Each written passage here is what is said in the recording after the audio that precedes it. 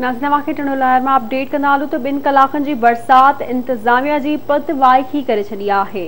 बिल्कुल नाज़रीन, डीसी ऐं SSP ऑफिस पारां बरसाती पानी बीठल है। अवां खे ॿुधाईंदा हलूं त इंतजामिया बरसाती पानी कढण में मुकमिल तौर नाकाम वही है। नसरपुर रोड तलाव जो ॾेख ॾियण लॻो आहे। अपडेट कयूं पिया टंडो लहर में 2 कलाकनि जी बरसात इंतजामिया जी पत वाइकी करे छॾी आहे। डीसी ऐं SSP ऑफिस पारां बरसाती पानी बीठल आहे।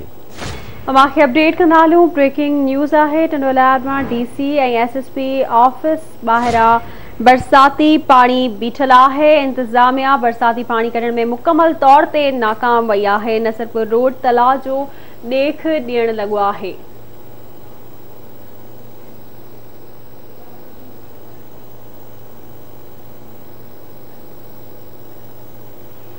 तफ़सील मालूम कंदासीं। टंडो लहर में गुलाम रसूल नोड़ियो खां। गुलाम रसूल आगाह कजो, छा तफ़सील आहिनि?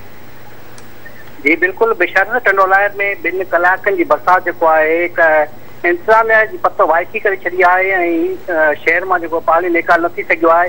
हैरत जहिड़ी ॻाल्हि आहे त SSP टंडो लहर जी ऑफिस साम्हूं जेको आहे पानी बीठल आहे, जेको इंतजाम उहो पानी में न कढाए सघी आहे। उनजे अलावा शहर जो नसरपुर रोड जेको आहे उहो समुंड ॾेख रहियो आहे, उते हमेशह जेको आहे पानी बीठल रहे थो। हाणे ॿुधाईंदो वञा त पब्लिक हेल्थ की नाअहली सबब जेको आहे शहर मुकमल तौर ते पानी न निकिरे करे जेको आहे समुंड ॾेख ॾेई रहियो आहे।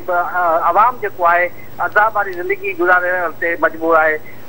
शहर में तो पानी न निकिरी सघियो आहे, पर असांखे ॿुधाइणो आहे त डिप्टी कमिश्नर टंडो लहर SSP टंडो लहर जी ऑफिस अॻियां पूरो पानी बीठल आहे। जी महिरबानी जी आगाह करण लाइ।